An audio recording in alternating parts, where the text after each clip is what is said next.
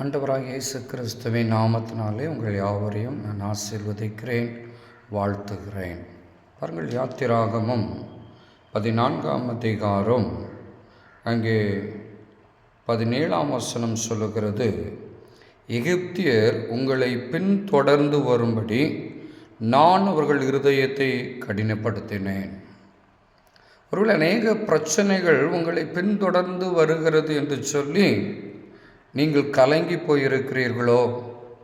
ஐயோ, ஒரு பிரச்சனை முடிந்த உடனே அடுத்த ஒரு பிரச்சனை என்னை பின்தொடர்ந்து வருகிறதே, ஒரு போராட்டத்திலிருந்து மீண்டு வருகிற போது அடுத்த ஒரு போராட்டம் என்னை நெருக்கி கொண்டிருக்கிறதே, ஒரு தேவைகளை நான் சந்திக்கிற போது இன்னொரு தேவைகள் என்னை நெருக்கி கொண்டிருக்கிறதே என்று அங்கலாய்த்து கொண்டிருக்கிறீர்களா?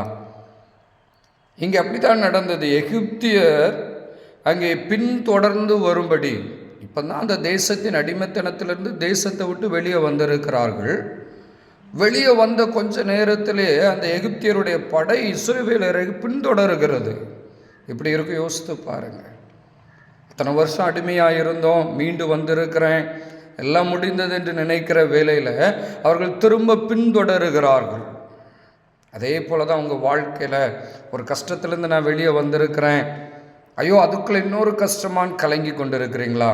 பயப்படாதங்க. வசனம் சொல்லுகிறது, பார்வோனாலும் அவன் ரதங்கள் குதிரை வீரர்கள் முதலாகிய அவனுடைய எல்லா இராணுவத்தாலும் மகிமைப்படும்படிக்கு தேவன் அப்படி செய்தாராம்.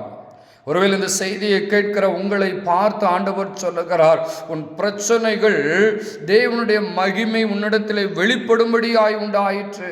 உனக்குண்டான நெருக்கங்கள், உனக்குண்டான கலக்கங்கள், உனக்குண்டான உபத்திரவங்கள் எல்லாமே தேவ நாமத்திற்கு மகிமை உண்டாகும்படி உன்னை அதிலிருந்து கர்த்தர் மீட்டெடுக்கும் போது, அதிலே கர்த்தர் உங்களுக்கு ஒரு அற்புதத்தை செய்யும் போது கர்த்தருடைய நாமம் மகிமைப்படுகிறது.